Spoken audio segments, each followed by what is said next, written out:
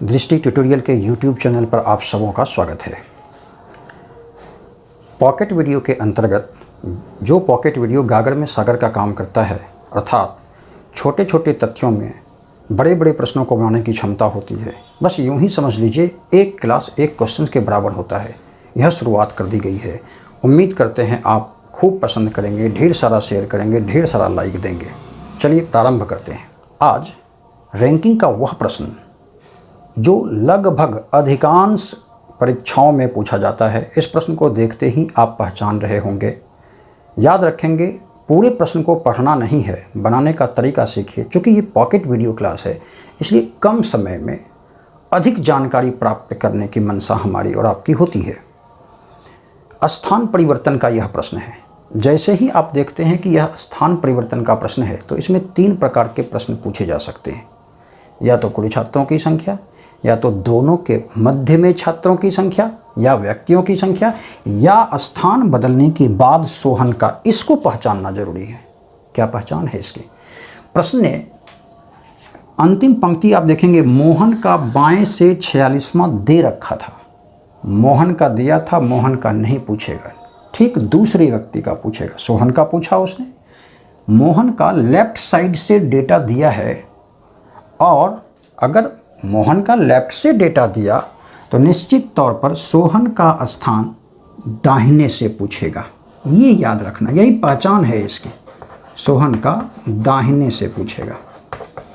और अगर सोहन का दाहिने से दिया होता तो ये थर्ड क्वेश्चन मोहन का बाएं से पूछता। प्रश्न की पहचान होनी चाहिए। प्रश्न को पूरा न पढ़कर प्रश्न देखते ही नेचर ऑफ क्वेश्चन को पकड़ते हैं और सीधा प्रारंभ हो जाते हैं। ध्यान दीजिएगा, इसे बनाने का एक शानदार तरीका क्या है। कोई भी प्रश्न 2 सेकंड से ज़्यादा समय नहीं ले सकता। करना क्या है, एक पंक्ति में मोहन बाएं से 15, तो L15 ये बाएं से 15 का सूचक है, और सोहन दाहिने से 25वां, तो इसको राइट 25 लिख लेते हैं।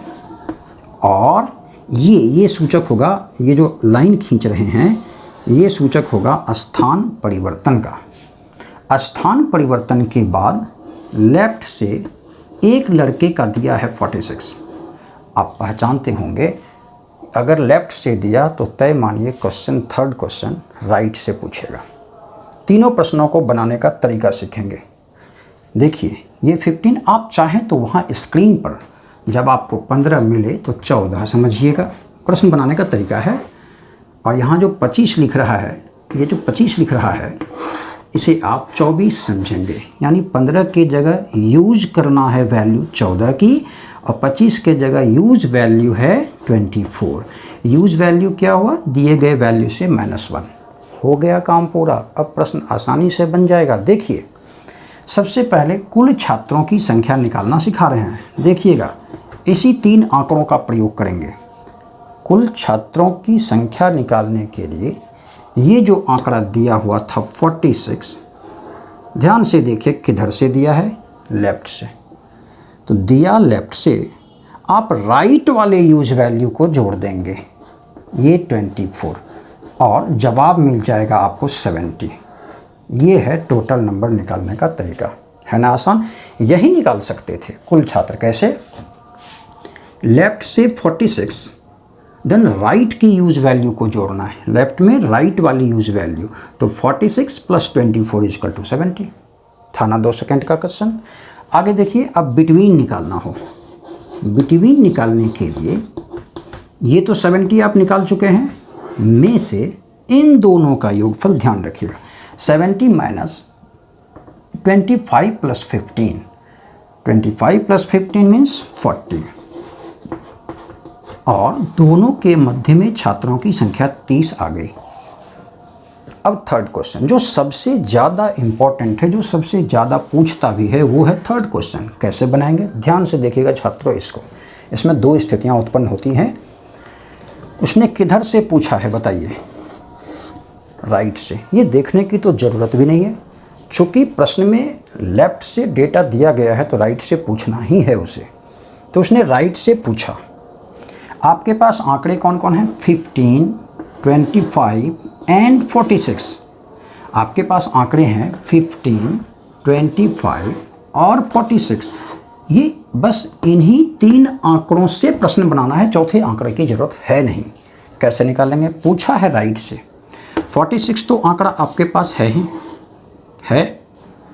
अब इन दोनों में जो दोनों डेटा दिया हुआ है, चूँकि ये राइट से दिया, चेक कीजिए राइट वाली वैल्यू इन दोनों में बड़ी है या छोटी। 25 और 15, लेफ्ट वाली 15, राइट वाली 25। क्वेश्चन राइट से पूछा और राइट की वैल्यू बड़ी है। जब बड़ी हो तो क्रिया प्लस की। क्या प्लस करेंगे? इसके डिफरेंस को। इसका डिफरेंस कितना है? 10। आप 46 प्लस 10 इज इक्वल टू 56 जब आप देंगे सीधा सीधा। लेकिन सोचिए, क्वेश्चन ने राइट से पूछा और राइट का आंकड़ा, राइट का डेटा यहाँ छोटा होता, छोटी संख्या होती राइट की, तो क्रिया कैसी होती यहाँ? माइनस की। तो आप देख रहे होंगे इस प्रश्न को बहुत आसानी से 2 से 3 सेकंड के भीतर बनाया जा सकता है छात्रों। थर्ड क्वेश्चन अगर पूछता है तो बस 3 ही आंकड़े हैं, इस आंकड़े को रखना है।